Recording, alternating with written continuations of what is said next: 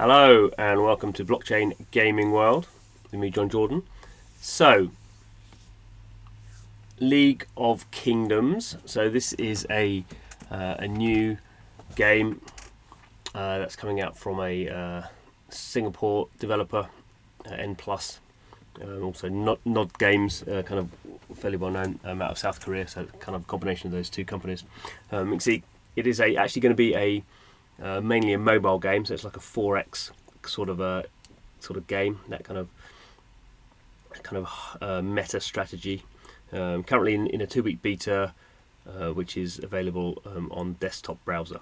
So I think when the game's out properly, it will also be on desktop browser. But I think the design, looking at the kind of way the game is set up, the kind of portrait aspect ratio, it's designed to be played in mobile and has those kind of typical mobile sort of traits that we would expect to see. Okay, so we can see login. So Google, Facebook, email, guest. This is something that's interesting that we are seeing more and more use of, just people or developers just saying, let's get people into the game and let's hide all the blockchain stuff. So let's just get them using social logins. Obviously we can go in as a guest to not create an account, just get a taste of the game, but I'm going to go in using Google. Okay, so I'm just signing in with my Google account. I'm going to click through the terms and conditions.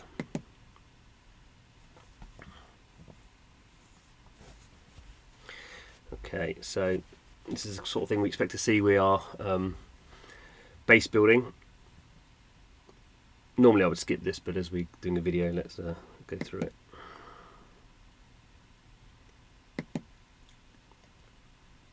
Right, as is the typical startup for these games is fairly kind of well trodden ground. So we often just start building buildings and then leveling them up, because that's basically what these the center of these games is you have these cities, and it's all about different buildings that give you different resources, and then getting the resources you need to level them up. And it's that's one of the key grinding loops is leveling up your buildings, because that then opens new features. If it's whether different sorts of troops you can build, or different sorts of material, or different sorts of weapons you can forge, or different access to different magic. So here we go. We're going to build a farm. So a lot of this stuff, obviously free to play mobile games, have built this very strong kind of what we might call monetization loop, or just a game loop really, where you can build something. In this case, it's going to take me 3 seconds to build it, or I can build it instantly using hard currency. You can see here I haven't actually got any hard currency, so a lot of mobile games will actually give you hard currency at the beginning to get you into the game. You can see I've got a whole bunch of other resources, but obviously it's only 3 seconds. So have I selected that? There we go. Okay, and then build. Okay, so now we're going to build a barracks. Obviously it's a similar process. Now we're going to train. And it's telling us here that how the troops work against each other. So infantry is strong against archers, archers are strong against cavalry, and cavalry is strong against infantry. So that kind of rock, paper, scissors. So I guess we go in here. Normally it should tell you what to do. So I'm going to do some troops. I'm going to choose some look pretty weak troops, not level out of the infantry. So as we level up, we'll get stronger versions of that. And we're going to wait for that. That's going to take me 2.5 minutes.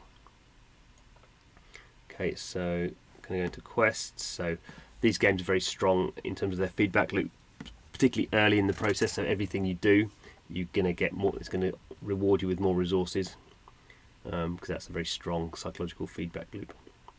You can see I can't touch anything else. I have to follow the tutorial through. I can't just press what I want to do. And that's going to teach me to speed things up. So these games have a lot. It seems very complicated, and it kind of is, but you don't just speed things up. If you've let something, if you've not used the kind of hard currency, the gems, to do things immediately, then you have these speed up options. So it really kind of fragments it. You have all these different kind of minutes that they speed things up by. Obviously that's an important part of the economy. So there we go. So it's telling us tasks like construction, research, training, healing can be finished with speed up items. Okay, as we can see before we go into the field, we can see here already the people chatting in the chat in the global chat are Russians. Russians tend to like this sort of game. Certainly in the mobile space we've seen these kind of very grindy games are popular with people from Eastern Europe in general. Obviously, it can be very popular with certain Asian countries, although the form, the kind of the artistic setting tends to be different. Obviously, the Chinese tend to like games that are kind of based around the kind of Three Kingdoms kind of Chinese history. Okay, so we're now on the field. So this is our base here. We can see we've currently got a shield on, so we can't be attacked because we've just started the game. So now we do things with our troops in the field. We need to find monsters and that sort of stuff. So we're going to go into search. Going to find a monster. They've got a level 0 monster there. He looks ripe for the picking. So we've got 50 of those troops. Oh no, we have to. Do we not have to slide that up? No, maybe not. Okay, so we're going to go and attack. My troops are going to attack that. So we get a little battle going on. And I think we've won that one. Not obviously this will takes time as well. So kind of time element there. Okay, so toggle back to the kingdom. So we need to treat some of my soldiers in the hospital. Again, this is like a resource kind of issue. So if we upgrade the hospital, it's obviously going to heal people faster.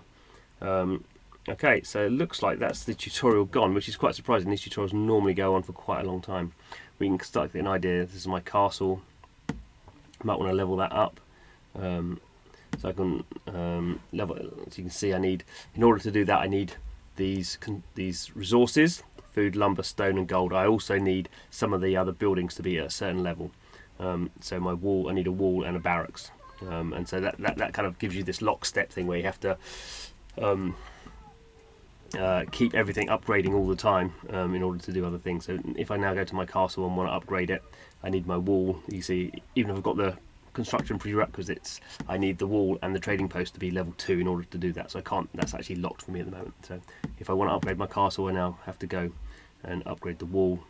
And actually I need a quarry, level 2. So I have to go and build a quarry. And so you can start to see that you get actually quite heavily engrossed in this kind of building loop. Of course, as I do these, I'm claiming all these lovely rewards. Okay, I'm going to max these things out. Oh no, it's not maxed out. I'll keep going. So, and also this kind of stuff is quite helpful in the beginning because it tells me I need to research my food production. So I need to go and research that again. There's prerequisites on that. It's going to take up you can use up some of my resources, and I need an academy level 1 to do that. So obviously early days. So we're doing well with the quests. So daily quest list. If I come in every day, I'm going to get rewards for that. It's also, you know, all these are leveling me up as well. I killed that monster, so probably going to give me a reward for that somewhere. Okay, I've logged in. So these games are really actually overload you with information. That you have all these kind of nested kind of quests. So there's all those different. There's 3 different sorts of quests, and it's not a bad thing, I don't think. But you can just start to see the complexity of how these games work. So I can build buildings here. I can expand trading posts. I mean, this is going to start getting complicated.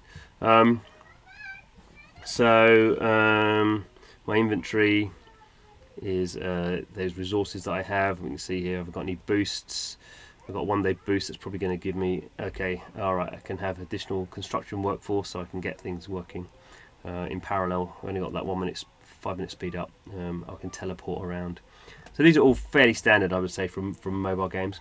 What's interesting is we haven't found any blockchain at all, so there's no mention of blockchain, which is definitely where kind of blockchain games are going. They're giving people the advantages of blockchain, but they're not really talking about it. In this case, with this game, there has been a land sale, so they have done some pre-sale stuff around land, not around items. As you can see here, really Some of these games have hero characters. I don't know if we're going to get into hero characters or not, but can't find where my no, where do I? Oh, Barracks was here, wasn't it? So these are pretty disposable. These are, I don't think they're going to have any NFTs around this. I don't know, obviously, because I haven't played the game enough. Maybe we can do some archers. Can I build some archers? Let's get it going. So yeah, probably some other things I should be building. I've got a barracks, a farm. I haven't got a lumber camp, and I haven't got a gold mine. So let's build a lumber camp, and let's also have a go at gold mine. Let's see. Yeah, okay. So again, done all those things. Can claim some more rewards. We've actually got 50 of those gems now. Obviously, if I want more of those, this is going to be a standard pay for it with your credit card, and there'll be standard kind of monetization. VIP, very big in these sort of games, because they just speed you through things very quickly. But yeah, okay, let's go through that. So I'm not going to do much more on this. I will just see what we got for blockchain. So I don't know what that one does. Okay, I've got a day's worth of shield, so I can't be attacked. So we can see here, I can reset my name. Alliances are massive for this sort of thing. I mean, obviously that's further down the line that you join an alliance. Let's have a quick look. So this is where the blockchain stuff comes in. Again, notice it doesn't mention blockchain. It says by linking your wallet, you can check the lands that you own. There's nothing there at the moment, so so there are NFTs. So we will do another video about that when I've linked those things up. But for the time being, we'll leave that as it is. So as I say, this is a kind of 2-week beta. Actually, what's interesting is in a lot of betas they reset the game. At the moment, they're saying they're not going to reset the game. So anything you kind of earn in the game, you're kind of getting a bit of an advantage over people who are going to come in when the game is actually physically launched. Can't stop pressing buttons. I will stop pressing buttons. So there we go. I'm going to leave that for the time being. League of Kingdoms is pretty anticipated, I think, because it is one of these games that is, gonna, if you like this sort of 4X game, it's going to offer you that, and also the opportunity to maybe own some of these things and start trading some of these things. So we'll see how that works. I'm sure there'll be a lot more features built around that sort of thing as the game progresses. Early stages now, obviously in beta. So thanks for watching. This is Blockchain Gaming World, where we spend our time playing blockchain games, trying to make sense of it all. If you're interested in that, please do subscribe to the channel. But thanks for watching this video, and hope to see you again soon.